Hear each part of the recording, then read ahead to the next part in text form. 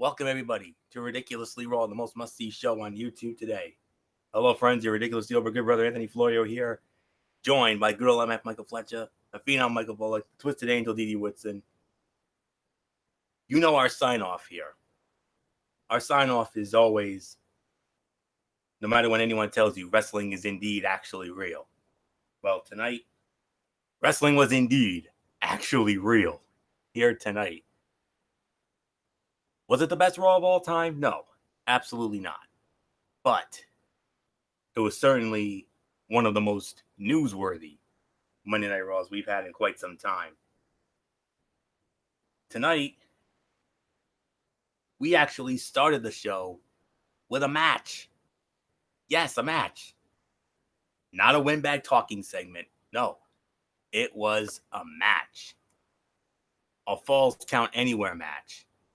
Braun Strowman squaring off against Bobby Lashley to kick off Monday Night Raw from the American Airlines Center in Dallas, Texas, the home of the Dallas Stars of the NHL, the Dallas Mavericks of the NBA, and, well, Strowman and Lashley, they went to a no contest. I don't have a time of the fall. Of course, it's going to be an NA, but we do have to address a couple of elephants in the room here. Number one, Braun Strowman and Bobby Lashley went through the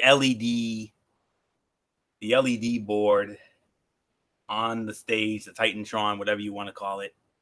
They literally went through it.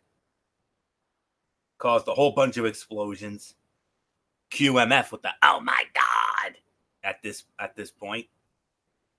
And then another elephant in the room, Corey Graves yells out "holy S," and there was no blur, there was no bleep, no nothing.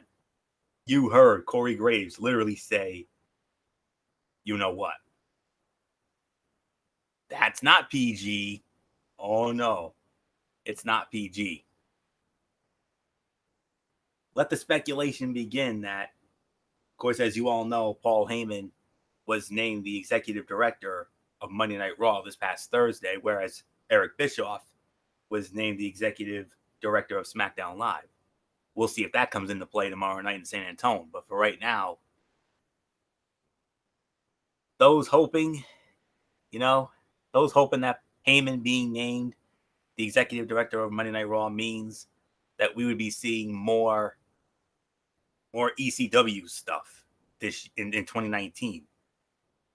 If you were hoping for it, you might have been encouraged by what just happened. Now, don't get your hopes up that Heyman is truly in charge, as he's always talked about doing something completely different. It is worth noting that this is what you would probably do if you want to convince everyone that Paul Lee is in charge because he's so synonymous with ECW. The holy bleep from Graves played into that. And don't get me wrong, it's possible that Heyman wanted a big stunt like this at the top of the show. But, all that said, it was an interesting angle. And what I liked about the match was that Lashley looked strong against Strowman. The pyro was a little over the top, but the angle was certainly an attention grabber. And of course, it's an NA. All of us are gonna give it an NA because it was thrown out. But wow,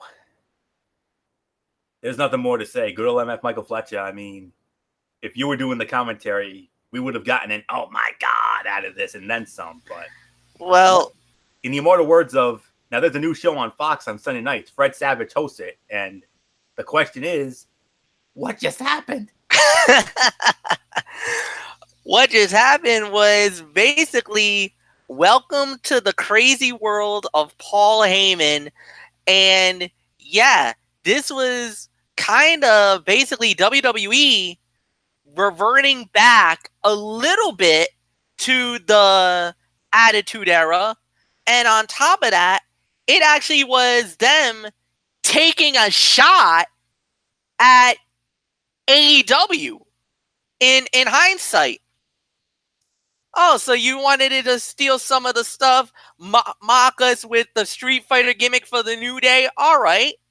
Here's a little taste of your own medicine with the pyrotechnics to return, with Corey Graves saying the holy SH. So obviously, point noted, point taken, game on. I loved it. This was entertaining to say the very least. And I love the fact that it got the crowd. You heard that crowd. What a monster pop they got from the crowd. And it felt like it didn't feel like a typical Monday Night Raw. It felt different. There was something unique about this Raw. And I'm going to say this. For the first time in a long time, I wasn't bored. I wasn't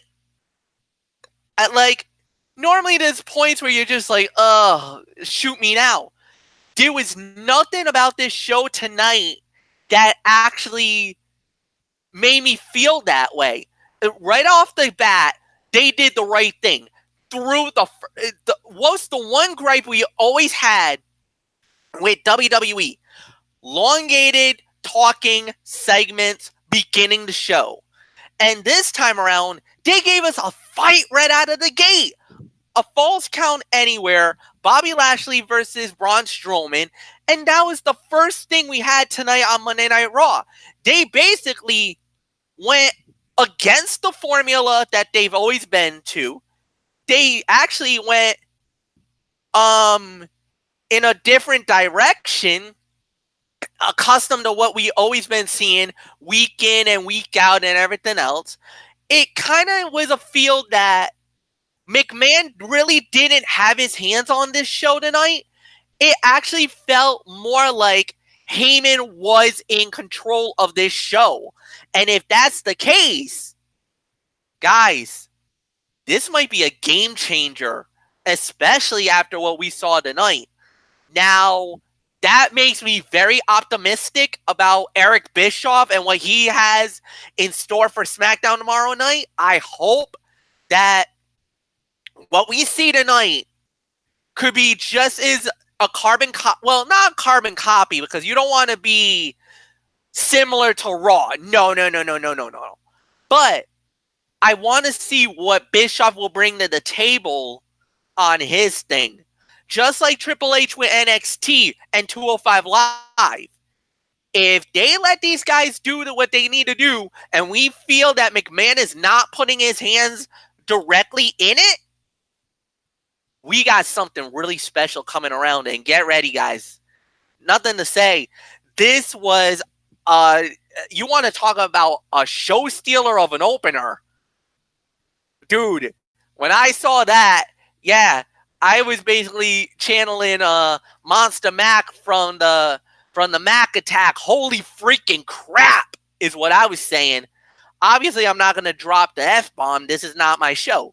But that's what I was feeling. Yeah, and it was an oh my God, but I probably would have done it the way I used to do it. Not the Joey Styles way, but the JR way, where I would have been like, oh my God! Something like that. Anthony, you're the lead commentator. I know that would have been your reaction, or a holy cow, or good grief. But man, that was a great way to start Monday Night Raw. Mike Bullock, I'll give it to you, bro. Yeah, I mean, you talk about a crazy way to start off Raw. I mean, first off, we actually had a match to kick it off instead of another segment that has started off Monday Night Raw. But yeah, I mean, the crazy way it ended with both of them going through the LED board. I was channeling my inner Joey Styles as well, and yeah, I was surprised when I heard Corey Graves drop that holy you-know-what. And I'm like, and me and Florio, we both said this, that's not PG. Well, let's just say both of the things that we saw were not PG. And if this is a sign of what can we expect from Paul Heyman as the executive director of Monday Night Raw, maybe this gives WWE some hope So we're just going to have to wait and see. But this was definitely a crazy way to start off Raw. I mean, yeah, this was definitely an NA, but holy smokes. I mean, there's really nothing more to say. I'm just going to give it to Dee Dee Woodson. Yeah, it's it. I think I would have to say I was more speechless at how the show actually started, because we have had such lousy openings for Raw, and and we've had these little BS matches between Strowman and Lashley, and then you finally get what we all wanted, and that's a real match. And of all things, they make it a Falls Anywhere match. It was a hard hitting and intense, and it was a new way, a refreshing way to get it, off the show off the ground for this one. And yeah, I heard the crowd chanting "Thank you, Heyman." They were very into this, even after that. And I think the from the beginning to the end, even with them trying to get him into the ambulance and everything, was almost like a 30-minute thing just for them. A little bit later in the show, though, that Corey Graves mentioned something about Strowman didn't move his legs, but technically he did, because he had to bend his knees for them to shut the ambulance door. So, and I also read a little later in the dirt sheets that Strowman was working this injured, and that's why they did this. So, yeah, this was definitely a good way. If this would have had an ending for the match, I probably would have given it 3 stars. But since it was a no contest, of course, it's a no rating. So, not much more I'm going to say about it. Florio, it's yours.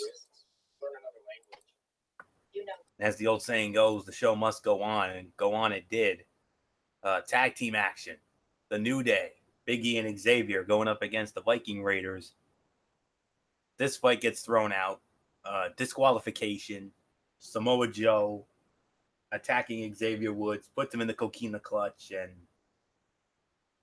that brings out the WWE champion Kofi Kingston, and then the match gets restarted as a 6-man tag team match. The New Day against the Viking Raiders and Samoa Joe. Samoa Joe and the Viking Raiders win the match, 7 minutes and 15 seconds. Now, the first fight we're not going to get into. We're going to throw that out. That's another NA. But MF, you noticed Samoa Joe, coquina clutch on Kofi Kingston. Major momentum going into the Yellow Delph. And not only that, the first loss of Kofi Kingston since becoming WWE champion. And it wasn't just any type of loss. He got choked out, didn't even tap out, got choked out. It was a legitimate win for Samoa Joe. Brilliant storytelling by WWE on this one. It makes Joe a legitimate contender. It makes him a legitimate threat.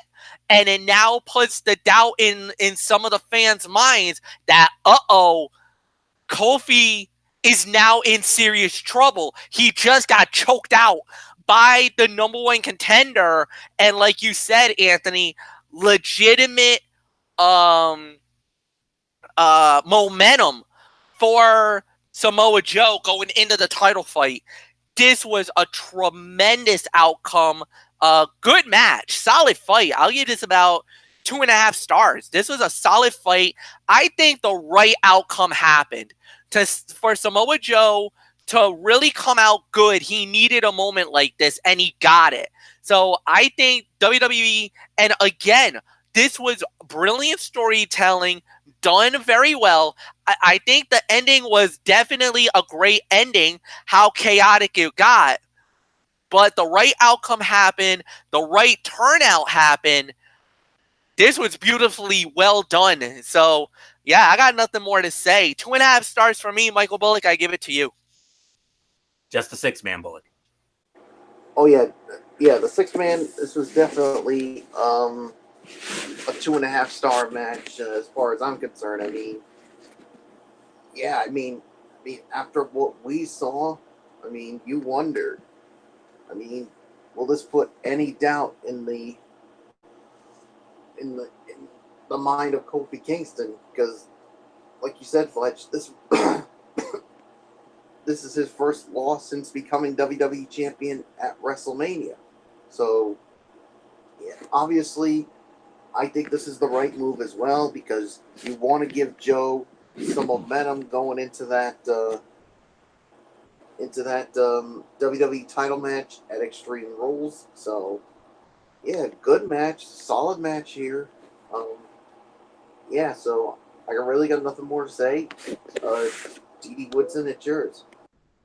Yeah, this was a good match, and it was it was a very huge win for Joe, and of course, very rare for Kofi to lose the title, to lose since winning the title, which we already mentioned that. So, but this was also a great way for building up the upcoming match, and and like we said, give the momentum to Joe um, going forward as we're building these storylines for the matches. So yeah, I mean, there's not a whole lot to say here. I'm actually going to go a little higher than the guys and give this 3 stars because I thought this was a very well done match.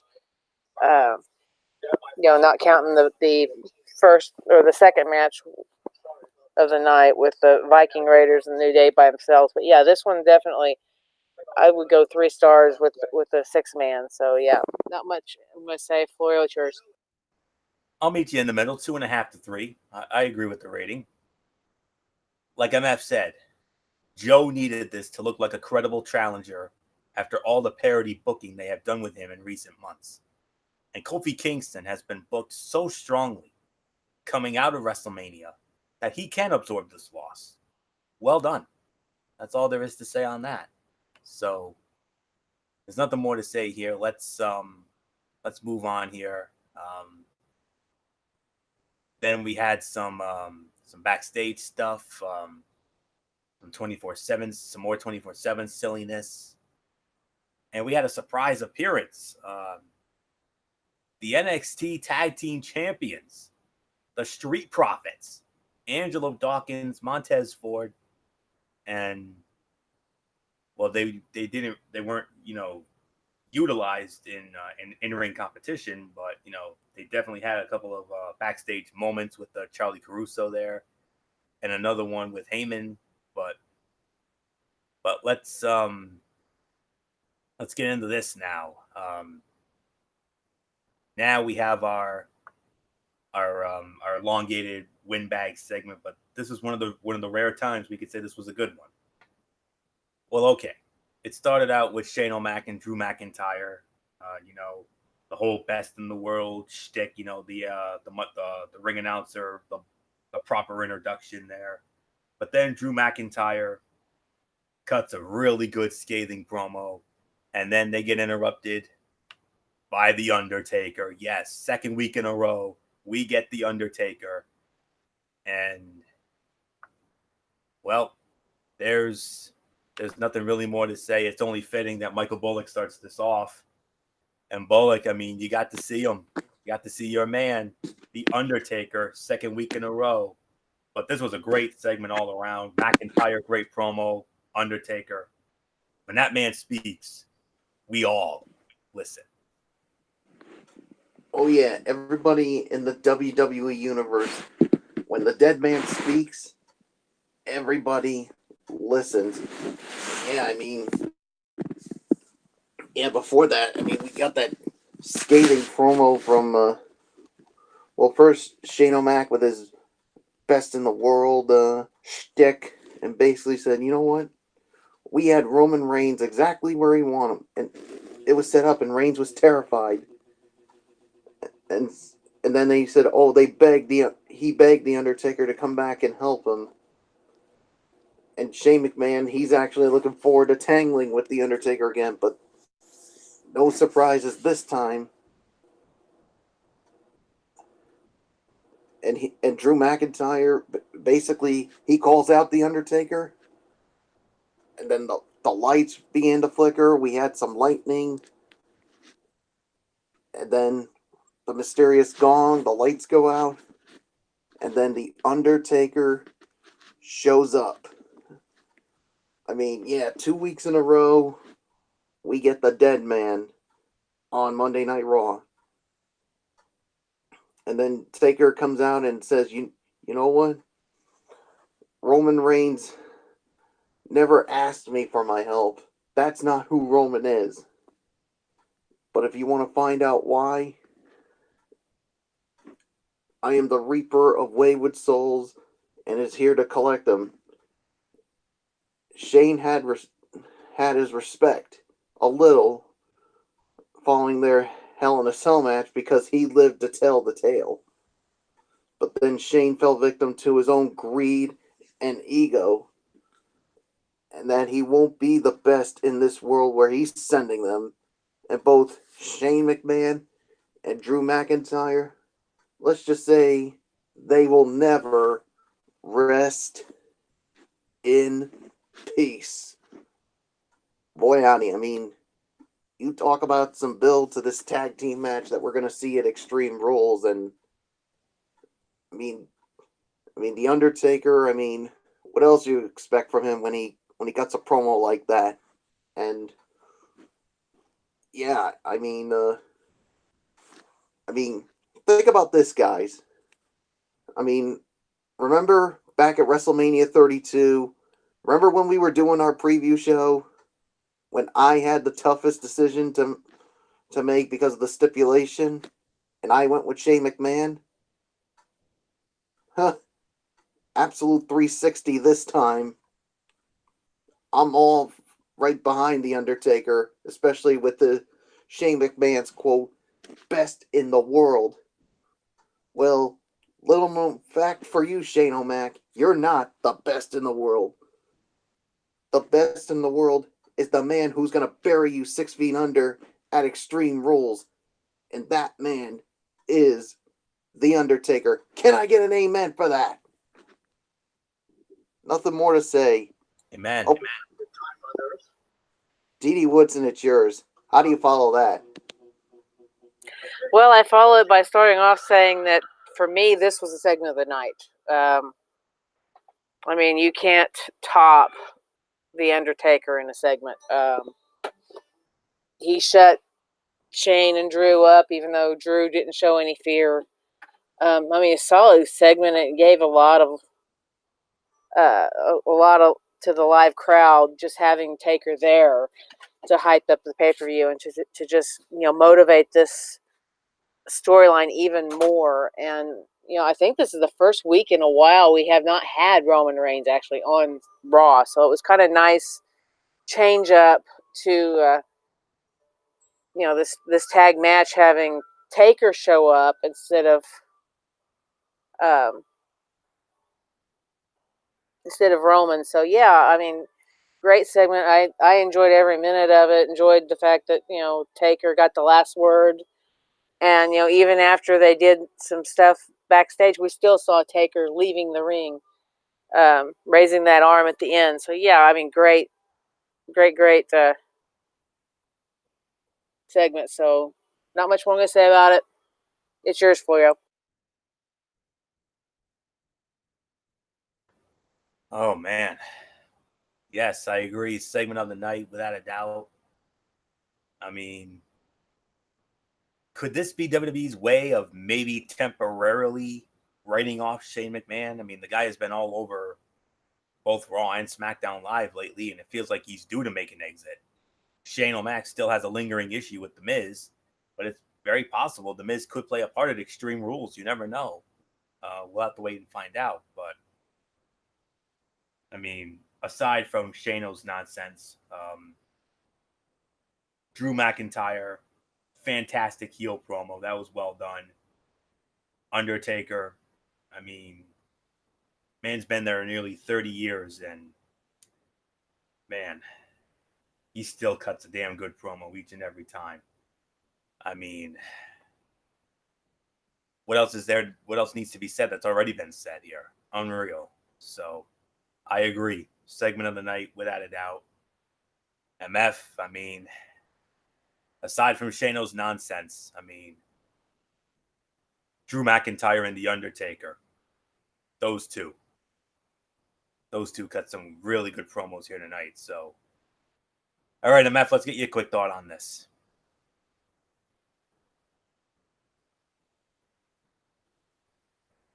I don't know where he is. Fletch, you there? He probably just stepped away for a minute. So I was gonna say maybe he stepped away for a moment. Yeah, he probably stepped away for a moment. So what we'll do is we'll just move on. Sorry about that, guys. Okay. Oh, there he is. Yeah, I don't know. Something weird happened. I had my I got something here on the side.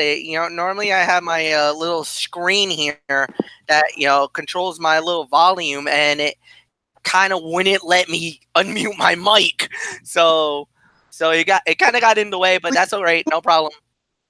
It was just minor glitch on my computer, but it's all good. It's fixed, and no, you guys are absolutely right. This was a great segment of the night, no doubt about it. I love the theatrical elements of The Undertaker again. It felt very, this is classic Taker. The thunderbolt blasting, the pyro exploding off the ring post, the mind games of the dead man. He comes out to the ring, cuts a promo, epic Undertaker style as we always know and love him as. And, they gave him the time. They made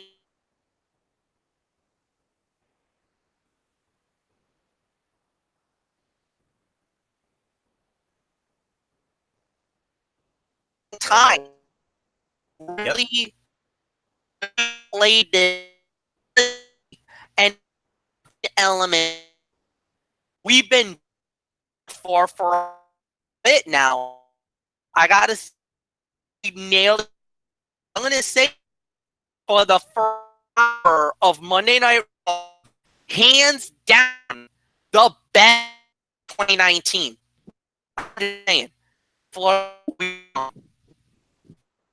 All right. Yes, and that's why this was a newsworthy show. But of course, we still have our cutouts. Of course, we had Lacey Evans with Baron Corbin in her corner, squaring off against Natalya. Lacey Evans wins the match, 3.5 minutes. Yeah, that was about a 1-star effort. Baron Corbin, very instrumental in the outcome, reached right out and scooped the leg out from underneath Natalya. And that's what led to Lacey Evans with the woman's right, and that was all she wrote there. I'll bet you that makes you hate Baron Corbin even more, especially after what she did to Natalya, especially since she's a member of the Hart family. There's a lot of reasons why Baron Corbin is the most hated man in WWE right now, other than Brock Lesnar, of course. But he's right up there. And especially after that dirt sheet I told you about, Bullock. I mean, the reason why Baron Corbin is being pushed right now, I mean, that literally made me want to vomit. Oh, it made me vomit the moment you said it. Woo. I'll have to share with MF and Didi, and you'll know exactly why I'm fuming about the reason why Baron Corbin's being pushed nowadays. The most ridiculous reason I have ever heard or seen in my life. But that's a story. And then I heard and then quickly I heard a certain rumor that a certain opponent for The Undertaker at SummerSlam could really get some fans pissed off. And that man is the one we just talked about, Baron Corbin. I just hope that's not true, but we'll have to wait and see. But I know you would. I know deep down you kind of want to see it, both. I know how much you would love to see The Undertaker tombstone or have his way with Bleepface. Yeah, Barry Constable Bleepface 6 feet under. But let's move on here. Stop me if this sounds familiar. 2 out of 3 falls Intercontinental Rules match. The Miz against Elias. gee, we saw this just a week ago on SmackDown Live. Only difference is we had a different outcome, of course. Miz actually won the match this time around. No Shane O'Mac BS.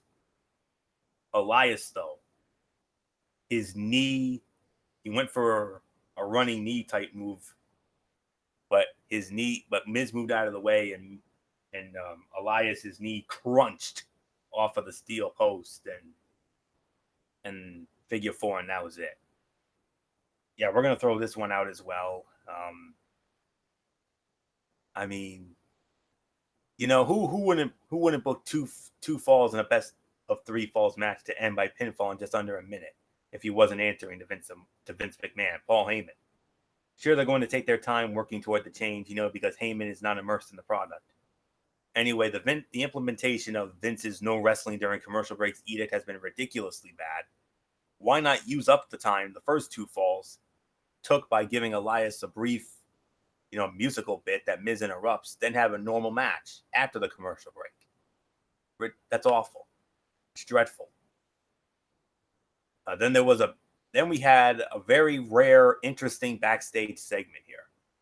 Charlie Caruso interviewing the power couple of WWE today, Universal Champion Seth Rollins and the Raw Women's Champion Becky Lynch, talking about their huge match, and the stakes for this match have just been raised. We know it's the mixed tag. We know both titles are on the line, but it will be contested under Extreme Rules. Oh yeah. But then, out of nowhere, Mike and Maria Kanellis show up? Whoa, okay. And then this turned into a mixed tag team match. Seth Rollins and Becky Lynch, they go over in 3.5 minutes. And Maria Kanellis, let me tell you something. I know for a fact that Didi Woodson is a big Maria Kanellis fan. Ask Michael Fletcher how gaga I used to go over this girl 15 or so years ago. Am I right about that? Oh, yeah. You're right. Absolutely. The dumb blonde gimmick. Y'all remember that? Back when MF and I were doing the Raw chats back in the day.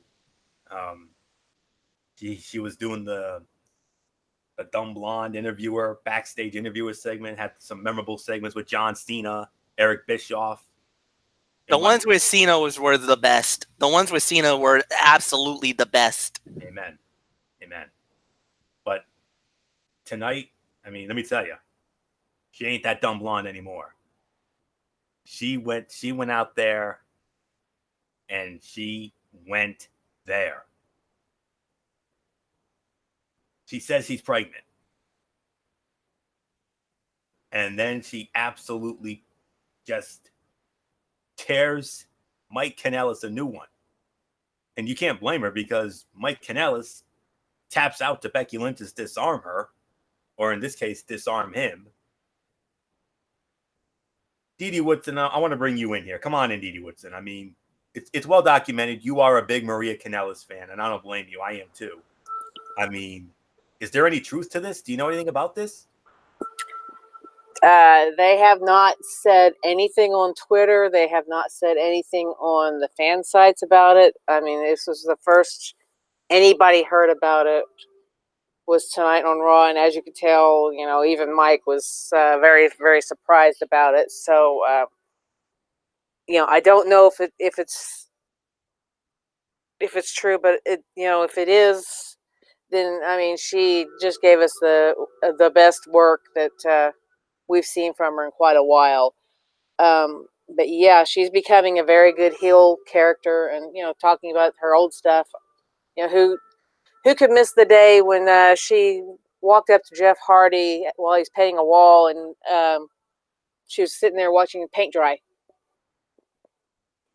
She's not, like you said, she's not that girl anymore. She definitely has come full circle and definitely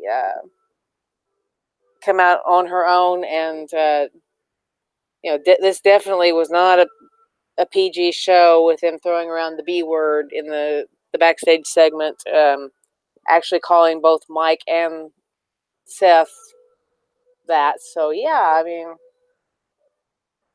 great. The match definitely a dud, but yeah, if I find out anything, I will make sure to let you all know the minute I hear anything on whether or not this is real or not. I've been spying Twitter ever since she showed up. So yeah, I haven't seen anything yet, but you'll be the first to know when I hear it. So it's yours, Florio. Yeah, I mean, wow. MF Bullock, any quick comments about what we saw from Maria Kanellis literally going there? I can honestly say that was the best work I have ever seen out of Maria Kanellis. WWE, second time around, first time around, ROH, TNA, MF. I mean, you know more about it than anybody. You know, her and Mike Kanellis are part of the Kingdom with Adam Cole and Matt Taven when they were ruling ROH. You know more about that than anybody. I'll tell you what, Florio. I'll tell you what. I mean, she's really come a long way. I mean, the first go around in WWE, I mean, she was that dumb blonde that would do all those interviews. I mean, she still was beautiful doing it. Just Absolutely. yeah. But boy, howdy. I mean, when they brought her back, I mean, following the times in ROH or Impact Wrestling, but man, I mean, this Maria Kanellis, let's just say, don't say anything that'll piss her off, because she's not afraid to say something mean to you, and she will have no regrets about it whatsoever. I mean, all I can say is about this one. Damn, Maria, tell us how you really feel about your attitude. Woo. I mean, Fletch. I mean, a quick thought. She laid the lumber on him. I guess we know who wears the pants in that relationship. Holy freaking crap. Yeah, there's really nothing more to say about that one. They always say hell has no fury like a woman scorned, man. Maria got scorned, and boy, did Mike feel the fury tonight. Oof. Ouch. Feels bad, bro. Feels bad. But if Maria is legitly pregnant with their second child, Mazel Tov. Congratulations, guys.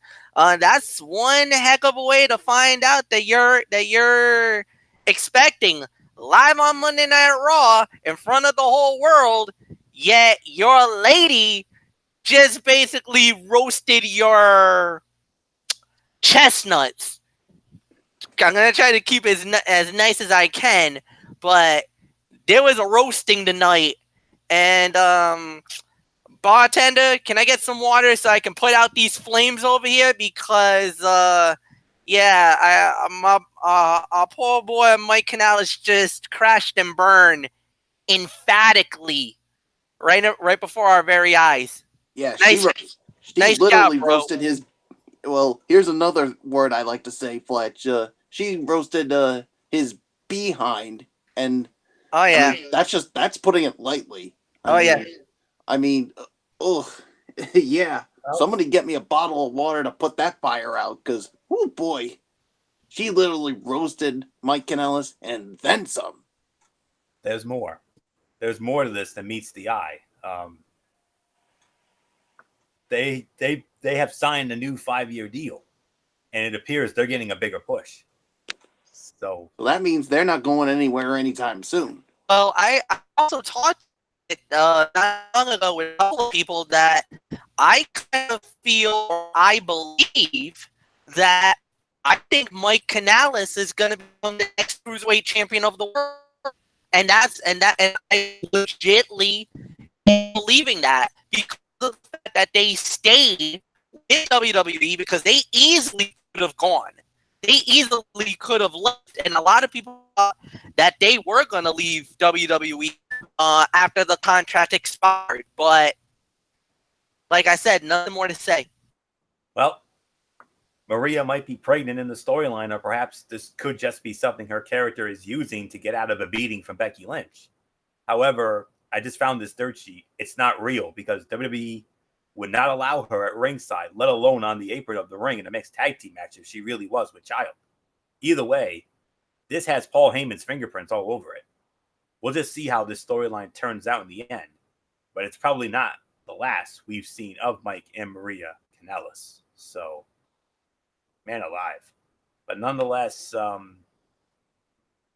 then we had a moment of bliss, Alexa Bliss with Nikki Cross, interrupted by Carmella, and it led into a match with Carmella and Alexa Bliss, and Carmella wins the match in 6 seconds. Old school TV squash matches last longer than many of WWE's TV matches involving no talent these days. And then it leads into Carmella against Nikki Cross. Nikki Cross wins that match in 2 minutes and 45 seconds. Could we be looking at maybe a fatal 4-way with Bayley, Carmella, Alexa, and Nikki at Extreme Rules for the SmackDown Women's Championship? Maybe. Very possible. And then a new 24/7 champion was crowned, Drake Maverick, stealing the title from R-Truth. He sucking him in. His wife, left the area for a moment. It opened the door for Maverick. He gets the title, and it leads into the main event. United States Heavyweight Championship on the line. Ricochet defending against the phenomenal AJ Styles. We had a dusty finish. We thought AJ won the title, but Ricochet's foot was underneath the rope.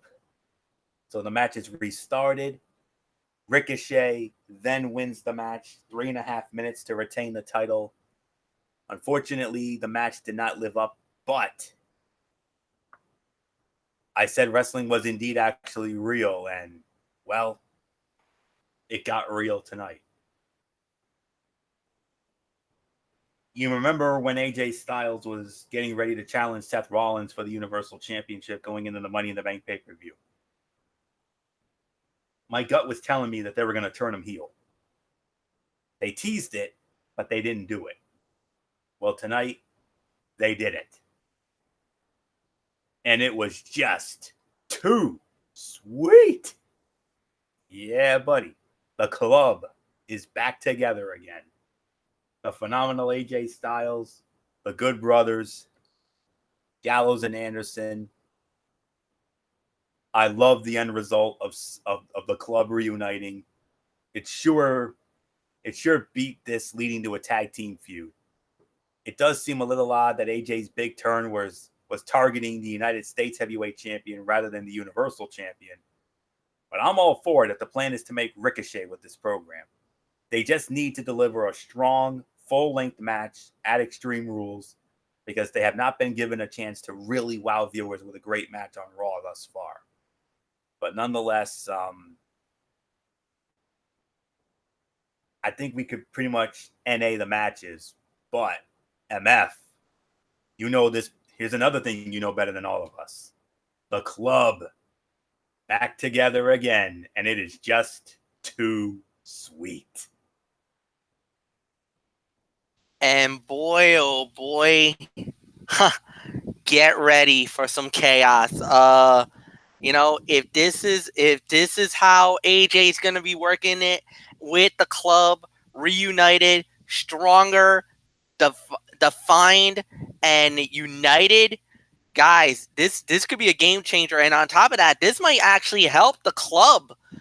This could actually help Anderson and Gallows because remember, they were also in purgatory a little bit for WWE and they decided to stick around a little bit longer.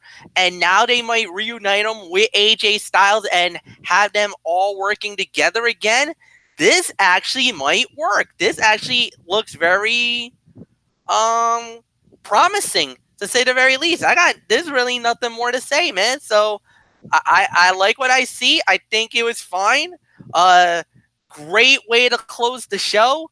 And obviously, in my opinion, Ricochet and AJ, they're not done. I think they got to go one more time And who knows? Maybe the next time out, AJ takes the title. We'll wait and see. But I like what's happening. This is definitely pretty good, to say the very least. Nothing more to say, Michael Bullock. I give it to you. Oh yeah, you can definitely say the club is back, and yeah, I mean, it seems like WWE they wanted to wait a little bit before they turn Styles heel. So yeah, and obviously they decided to choose Ricochet. So yeah, we could get another match between these two, maybe at Extreme Rules, and yeah, I mean, this could really start to utilize Gallows and Anderson even more because, remember, I mean, lately on WWE TV, they haven't even been used. So this would be a great way to get them back involved. So we'll just have to wait and see how that goes. So yeah, there's really nothing more to say. So I'm just going to give it to Dee Woodson. Okay, are we rating the match or are we rating post-match? We think it's an NA for both. Okay. Yeah. All right, that's what I was trying to figure out because I spaced out for a minute. So, all right, post-match, yeah, that was an awesome way to end the show, especially after earlier in the night, all the back and forth the guys had, and with the Gallows and Anderson, trying to set this match up and everything. And so, yeah, I mean, this was definitely a good way of closing out Raw. I mean, it was, having, one fall and then the referees come out, that's pretty much kind of normal, I would think, that they do in on Raw anyway, having the at least one controversy match go on. So that just happened to be in this one. But yeah, I think it ended the right way, and that Styles clash off the ropes, just good way to put an exclamation point on the turning heel. So yeah, whether or not this is going to become the stable again, is to be seen. But they did do the little too sweet thing at the end there. So yeah, I'm hoping that this will become a good stable with the three guys, bringing the club back together and everything. So yeah, we'll see what happens. Florio, it's yours. And now we get into the overall review. MF, come on in. Let's get it. Let's start it off with you. Your overall thoughts on this first Monday Night Raw, the Paul Heyman era. I really enjoyed it. I thought this was an amazing Monday Night Raw, and I'm about to do a number that I never ever thought I would ever do. 8 out of 10. 8 out of 10 for Monday Night Raw. This was a good show. This was a brilliant show. It didn't feel like there was nothing that was made by Vince McMahon. It felt like Heyman had full control of this show from beginning to end. It was entertaining. It was riveting. It had a lot of good action. For once, it wasn't contrived. It didn't feel lackluster, and it was an enjoyable 3 hours. For once, I gotta say it. This was by far the best Monday Night Raw since Providence, Rhode Island's Raw, and that was back when we did that Raw. Since that Raw, it's been average to mediocre to downright awful. This tonight, by far, was the best Monday Night Raw in a very, very long time. And I hope the ratings reflect it, because this was a show that you must go out to watch. 8 out of 10 for me. Michael Bullock, I give it to you. Yeah, this is definitely an 8 out of 10 for me. as well. I mean, who would have? I mean, I love some of the things that we did see tonight. I mean, Fletch basically touched base on everything, so I'm not gonna get into everything further. So 8 out of 10. Dee Dee Woodson, it's yours. Yeah, I'll agree with the rating. 8 out of 10. Very well done show tonight. Yeah, I mean, they definitely turned it around tonight.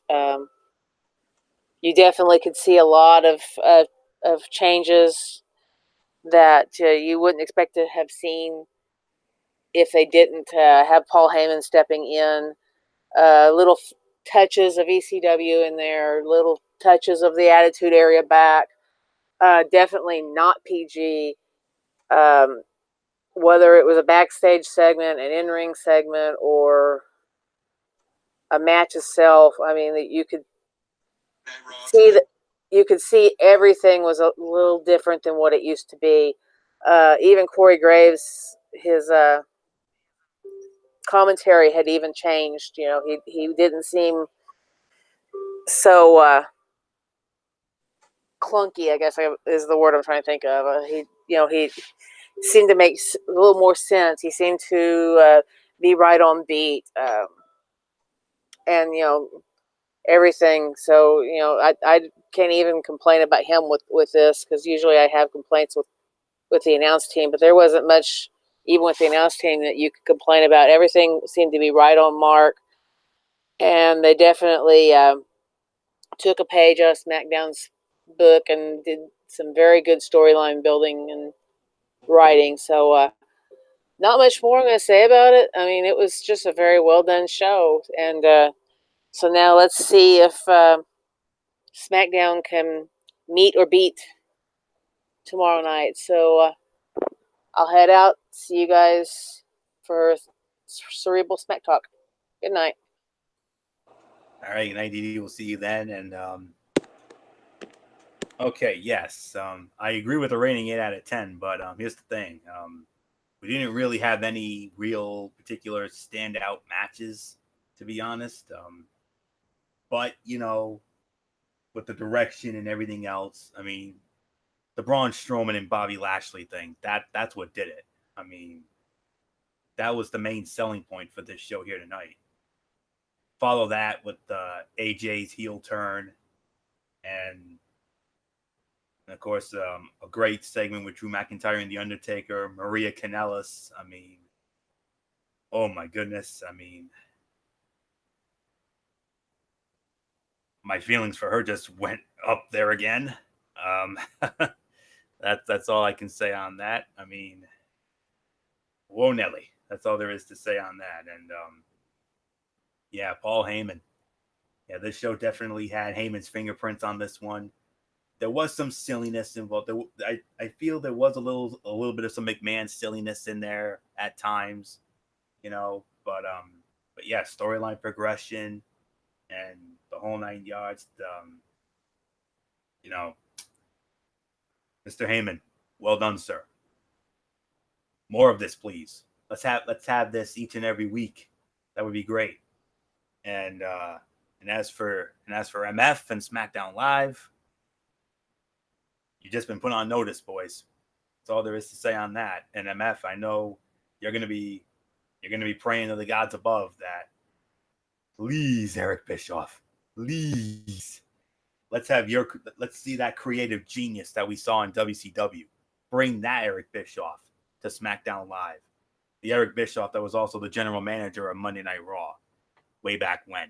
So, you better hope Eazy-E comes through for you there, big boy. That's all there is to say on that. So, all right, let's get into Tony's take here, 205 Live. Speaking of Mike Kanellis, he went up against Jack Gallagher. Jack Gallagher wins the match, 7 minutes, 10 seconds. 2.5-star match. It was a solid match. Worked with all the enthusiasm of any Kanellis match. It did have a flat finish. That's the only downside. Humberto Carrillo was in a squash match. He won in 2.5 minutes. And then a great main event here. Tony Nese against Akira Tozawa. Tony Nese wins it in 14 minutes, 20 seconds. This was a 4-star match. Great main event. Great pacing, near falls, and a well-done home stretch. 7 out of 10. Overall, good show, great main event, and at the and I think with the win, I think Tony Nese will be squaring off against Drew Gulak for the Cruiserweight Championship down the road, probably at Extreme Rules. So we'll wait and see on that. So that was a 7 out of 10 from me on that. Impact Wrestling, the North, they defeated the Deaners. This was easily the best match I've seen from the Deaners. The North are quite good and have great chemistry together. It was an enjoyable opener with a solid layout, and the Deaners look incredible in defeat. Taya Valkyrie and Rosemary against Su Yung and Jessica Havoc. It ended in a double countout. It served as a nice preview of what we can expect at Slammiversary and that 4-way Monsters Ball knockouts title match. Sami Callihan over Fallah Bahh. Fallah Bahh has, really, he's come a long way. He's definitely one of the big players now in Impact than I imagine him being in the last few months, especially after that nonsense with KM. But, a well-wrestled match, strong post-match angle. Sami Callihan and the rest of OVE, I'm honestly shocked at what they did to Tessa Blanchard. I mean, it's one thing when you take a ball back to her gut, but then you hit her with a pile driver. A little too far, dude. But Sami Callihan and Tessa Blanchard will square off at Slammiversary. Intergender matchup should be very interesting. The Rascals against LAX and the Laredo Kid. The Rascals win the match. Every bit as exciting as expected. Frantic, nonstop pace, ton of fun to follow. Rascals winning was smart and establishing as serious threats to the tag team titles. And then a brawl with Brian Cage and Michael Elgin. Michael Elgin went after Don Callis. That upset me because I'm a huge Don Callis fan. I've loved his commentary since, he's come a long way since the Jackal character. But it was an excellent angle that got me hyped for that Impact World Championship match. And let me tell you, Cage and Elgin at Slammiversary for the Impact World Heavyweight Championship, that has all the makings. It's got potential to perhaps be one of the greatest Be a Man fights you will ever see. I cannot wait for that. This was about a 7.5. Impact is almost always a consistently coherent show every Friday night. But this one really stood out to me as being above average. I really loved what they did with Cage and Elgin as well as the 6-man tag. The stuff with the women, OVE and Blanchard, and even the opening tag team bout were all entertaining and effective as well. Throw in build for next week's Go Home show and for Slammiversary, and you have yourself one of the most well-rounded editions of Impact Wrestling in quite some time. So that's really all there is to say on that. This Friday night marks the Go Home edition of Impact Wrestling before the Slammiversary pay-per-view. Slammiversary will be live this Sunday night from Dallas. And just quickly want to see what we have on tap for that show. Moose cuts a promo. He gets interrupted by RVD. It'll lead to something at Slammiversary. Desmond Xavier versus Trey Miguel versus Zachary Wentz. TJ Perkins, as you know, TJP is now in Impact Wrestling. He went up against Ace Austin. Kira Hogan against Madison Rain. Rohit Raju of the Desi Hit Squad against the Laredo Kid. And then Rich Swann and Willie Mack against Johnny Impact and Johnny Bravo. And that's what you'll see on Friday night, 10 p.m. on the Pursuit channel or on Twitch with MF, however you want to do it. And next week here on Ridiculously Raw, I will share with you the results from Slammiversary, so you don't want to miss that. So, all right, that'll do it for this edition of Ridiculously Raw. We want to thank you all so very much for tuning in. MF, come on in. Let's set the table for the next Cerebral Smack Talk. Are we doing it tomorrow? Are we doing it Wednesday? When are we doing it? Tomorrow night, 10:30 Eastern, is going to be Cerebral Smack Talk. I'm RaceFan95, and we're going to be talking about SmackDown Live. Eric Bischoff He's back. He's better than ever. Is he gonna bring that level of, is he gonna bring the controversy to bring the cash for the blue brand? Are we gonna basically rise from the ashes? We were at one time the A show, and is my man gonna bring us back to prosperity again? So we'll see. 10:30 Eastern, Braves Fan 95. We'll see you guys tomorrow. So Anthony, take it home. And then Friday night at 10:30 on Strictly Sports, it's going to be all about NBA free agency. We're going to have to put together all the big stories of NBA free agency. Of course, the big ones that have come out, Kevin Durant signing with the Brooklyn Nets, Kyrie Irving signing with the Brooklyn Nets, Kemba Walker signing with the Boston Celtics. Maybe we'll get into the Anthony Davis situation. I don't know. We'll see. But all about NBA free agency. Yes, there will be Major League Baseball power rankings as well. But we will address, we'll have to put our heads together and come up with, the big free agent stories in the NBA, and we'll get into all of that. So that's it. Until tomorrow night for the Cerebral Smash Talk with MF over on Braves Fan 95. It's Anthony Floyer here, your ridiculous over good brother, for good old MF Michael Fletcher, for the Phenom Michael Bullock, and in spirit, the Twisted Angel D.D. Woodson, and the Hardcore Pipe Bomb DF from RI 401 Derek Forever. You know the routine, everybody. Thumbs up. Talk to you later. Yeah, throw it up with your force style. Bye for now, my friends. God bless. Be good to each other. Have a blessed Tuesday.